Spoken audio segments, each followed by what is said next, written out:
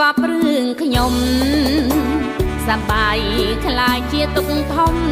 គក់ទ្រង់ក្តៅងំយំរកត្រានត្រើយច្រើនឆ្នាំកន្លងបងរៀបការហើយប្តីអូនឲ្យយកប្តីក្រោយយំគ្មានចម្លើយឆ្លើយប្រាប់នួនល្អង